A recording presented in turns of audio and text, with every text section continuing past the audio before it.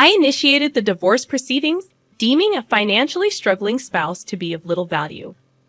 My world was shaken when, during a business trip, my husband abruptly declared not only his intent to divorce, but also his simultaneous marriage to his lover.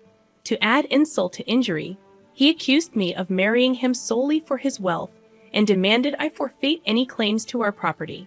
Confronting my indifferent husband, who had always treated me with disdain since our marriage, led to his unraveling and a downward spiral to rock bottom. I am Karen, 35 years old, raised by a single mother since my father's passing in kindergarten. Despite the financial challenges, we found happiness as a family of 3. Even as an adult with a decent salary, my frugal habits persisted from childhood. I married John, a wealthy man I met through an acquaintance, drawn to his kindness and the new world he presented. Our differing views on money and gender roles emerged after marriage. While John envisioned a traditional household, I was dedicated to my career and financial independence. Before marriage, John suggested I become a homemaker, assuming I would embrace traditional domestic roles. However, I expressed my desire to continue working until we had children, emphasizing the financial benefits. Although I managed to convince him, the reality of balancing work and household chores proved challenging. Despite being a full-time employee, my days were consumed with domestic responsibilities, leaving little time for us as a couple. In contrast, John, adopting a traditional husband role, contributed nothing to household tasks. While he witnessed my busy schedule, he simply indulged in dinner and relaxation upon returning home. Balancing work and domestic responsibilities took a toll on our relationship, prompting me to question if this was the essence of a marriage. Despite my efforts, I hesitated to voice my dissatisfaction. Fearing he might insist I quit my job despite his lack of contribution at home. I had hoped that the arrival of children would bring about a positive change in our relationship. Unfortunately, our connection had grown distant, casting doubt on the possibility of expanding our family. Feeling the urgency to discuss this matter, I approached John. "Hey, we should start considering having kids, right?" "Ha, kids? You're quite energetic, considering you're tired from work and chores." "It's not about that. I want to have children. We haven't been married that long, but I'm already over 30. Women have a limited time to have children, and it's getting harder for me to conceive as I get older. It's almost too late. But we don't need kids. If we have one, you'll expect me to help, right? You know I'm busy with work, and I won't help with child rearing." Declaring you won't help with child rearing even before they're born is strange, isn't it? I plan to raise them alone, but shouldn't you at least have the intention to help? It's your child too. Child rearing is your job. I'm working to support the family, so I definitely won't help with the kids. You'll just complain that I don't help, making me the bad guy. You must have been indoctrinated with poverty and lots of kids since birth. We're not poor. We don't need kids. End of discussion. John abruptly ended the conversation, retreating to his room. Alone in the living room, tears overwhelmed me. My desire for children was not only rejected, but my upbringing was also mocked. Following this incident, our relationship deteriorated rapidly. Communication became scarce, and the possibility of having children seemed more distant. As I continued to juggle work and home responsibilities, taking on significant projects at work, I found myself increasingly distant from John. One day, when informing him about an upcoming business trip, his unexpected kindness surprised me. He wished me well and hinted at a big surprise upon my return. Despite having given up on him, his smile shook my resolve. However, my faint hope was shattered upon returning home. The front door wouldn't open, and John revealed the first surprise. He had changed the locks. The second surprise was the announcement of our divorce. He claimed to have forged my signature and submitted the papers with a friend as a witness. Inside, he presented a document for me to sign, waiving my rights to property division. Protesting the false accusations, I insisted on a mutual renunciation of property rights, intending to make it a public document. John, stubbornly retorting, redid the document on his computer, initiating a tense exchange. As I left the house, He continued to scorn me for being poor, even contemplating discarding my belongings. A few days later, John, in a state of panic, called me, wondering what I had done. "What do you mean I haven't done anything? Why are you panicking?" "I have a lot of questions. First, I was told to leave the apartment." "Oh, you were still living there. That's not allowed. It's a new month. You're trespassing." "Trespassing? But it's my house." "Are you okay?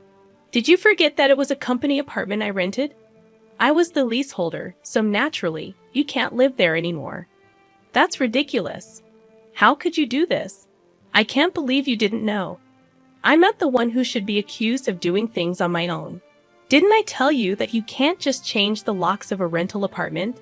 It's my house. I can change the locks if I want. Didn't you listen? It was my leased apartment. Even if you were the leaseholder, the owner is the apartment manager. You can't change the locks without informing them." "Is that so? Also, I terminated the lease while you changed the locks. I was allowed to live there until this month. I was planning to return. But now you've unlawfully altered someone else's property, which could be criminal damage." "Wait, why did you terminate it so early?" "Criminal damage? Is that why the police are at the front door now? I'm too scared to open it." But I calmly replied, "So the police did come. Don't worry, it's probably not for trespassing or criminal damage. It's better to talk to them." "Why do I know about the police?" "Because I reported you for filing the divorce papers yourself. It seems like you've committed crimes like forgery and fraudulent use of a private document. Divorce papers can be filed by one person, but only with mutual agreement and personal signatures. Since John forged my signature and the witness, it's obvious that it's a crime." But he seemed unaware of his guilt. I continued pressing further. "So the divorce papers you submitted are invalid, and your marriage with Susan can't happen either." "How do you know about Susan? Did you think I knew nothing? I had a private detective agency thoroughly investigate your affair with Susan. It was a busy time at work, and coordinating with the agency was tough. Plus, you even held a grand wedding ceremony while I was supposedly on a business trip. Are you okay? Your business trip was a lie." "Yes, I took leave from work despite being busy to do some research and prepare documents. I knew about you bringing Susan home. It would have been impossible to gather this evidence while working." After I revealed everything, John was speechless and seemed quite downcast even over the phone. Then he pleaded with me, "Please don't tell Susan I'm divorced." "Why would I? There's no such fact to tell." "Really? Thank you. Are you misunderstanding something? When did you become divorced? That fake divorce paper is invalid, remember? So legally, you're still my husband, not divorced." "What? So since you committed adultery, well, legally, my husband, Susan needs to pay compensation. I sent the demand for reparation to her house yesterday by express delivery. She didn't know you were married, right? Then I can't withdraw the claim at this point.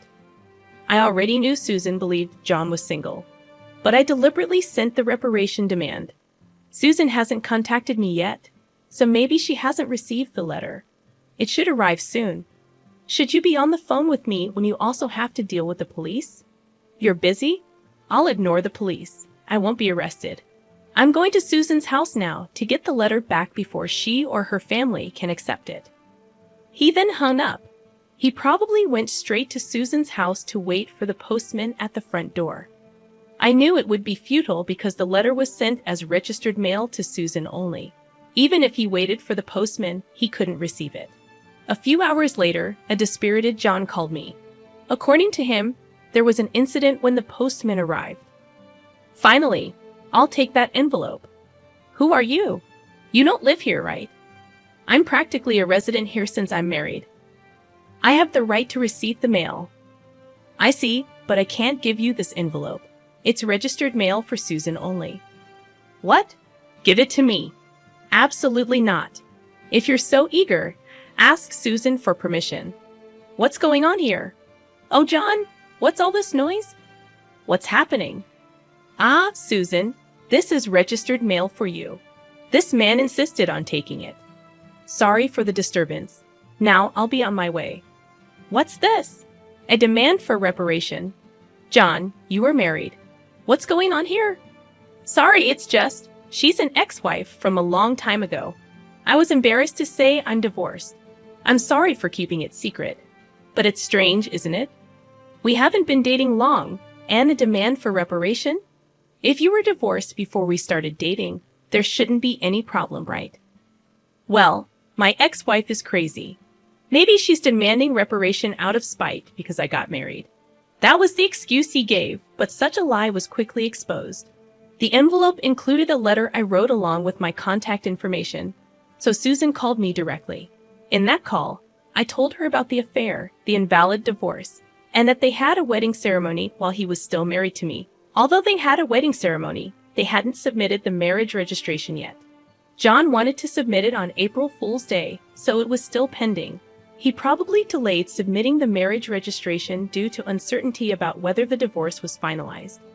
After being exposed, John fled from Susan's house and shamelessly contacted me again.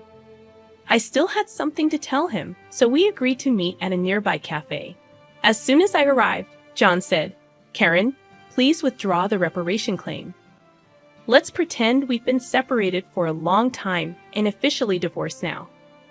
I can apologize to Susan for being secretly divorced and maybe cover it up. You think I'm desperate to stay married to you. I was going to file for divorce anyway, but since you cheated, you'll pay reparation. Just trying to extort money from me, huh? Typical of the poor.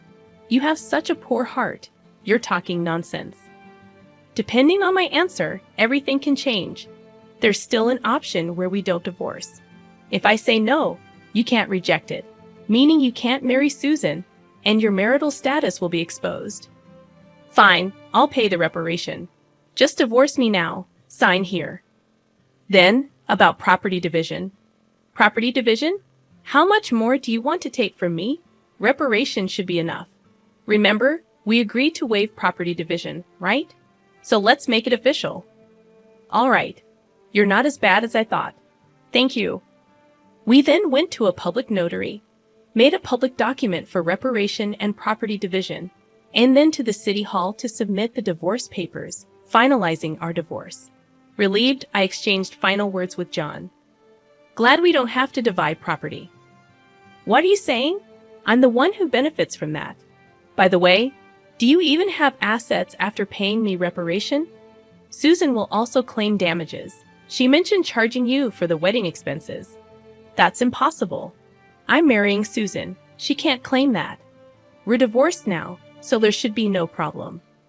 Still living in a fantasy. You committed marriage fraud. You had a wedding while still married. You think Susan still believes you. Marriage fraud? That's ridiculous. Susan will believe me. Believe that if you want. I heard from Susan directly.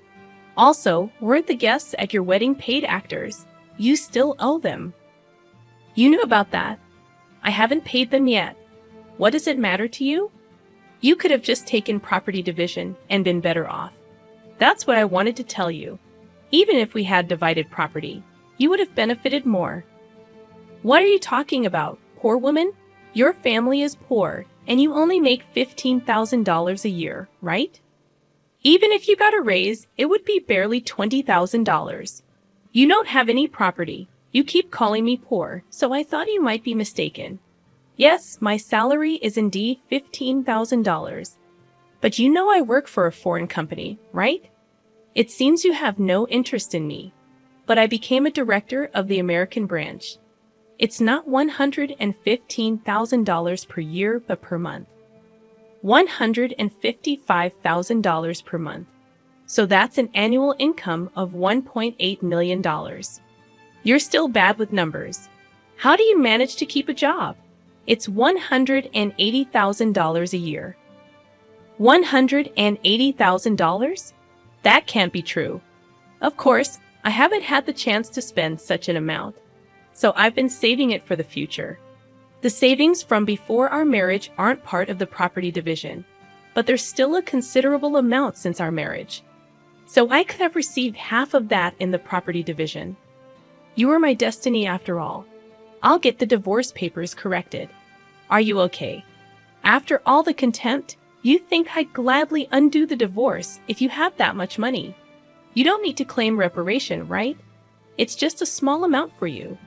He who laughs at 1 cent will weep for 1 cent. This reparation is for the mental anguish you caused me. I'd like to claim more honestly, and since we've made it official, make sure to pay it even in installments. I'll be penniless. Also, don't go back to that apartment. Your belongings should have been moved to your parents' house by now. You thought I had few belongings, but that was because I had already moved. Most of them were. Were you that indifferent to me? I can't have so little, so I have to go back to my parents' house. They don't know anything yet, do they? Let me explain. Don't say anything. I've already told them everything. It's only right to explain why we're divorcing. Oh, and your father said, don't ever step over our threshold again, so I have nowhere to go.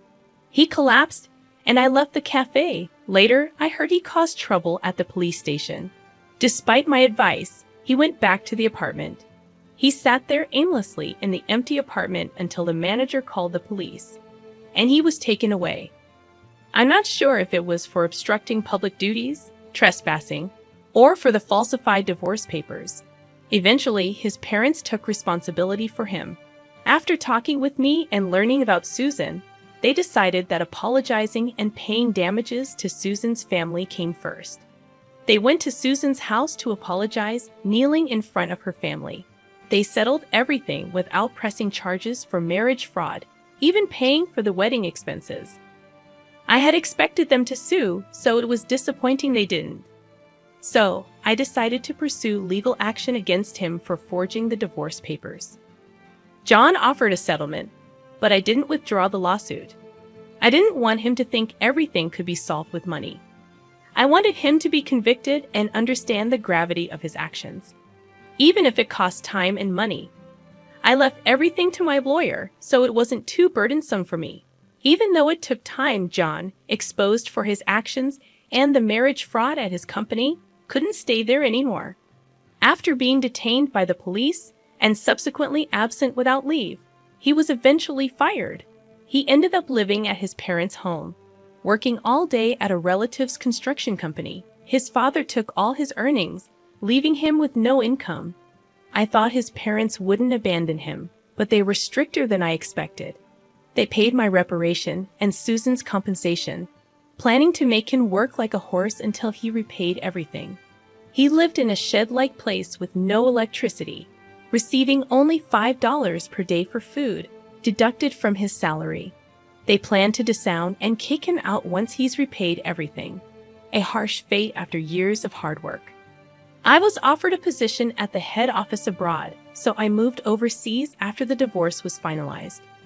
I worried John might come to me for help or harbor resentment, but moving abroad alleviated those concerns. I thought work would be my partner for a while, but soon I found a new relationship. I'm now dating a foreign executive at our head office, and I'm pregnant with plans to marry soon. I told him everything about my past and my ex-husband, and he's understanding. I'll take maternity leave and plan to return to work later, supported by him. He's enthusiastic about taking paternity leave and co-parenting, showing a different cultural perspective. After being tormented by my ex-husband, I finally feel I'm grasping true happiness and confidence in building the happy family I always dreamed of. Many suffer due to selfish spouses, and while divorce isn't always the right choice, enduring silence isn't a virtue. It's important to know that honest discussions can lead to resolutions, and sometimes divorce is a necessary option.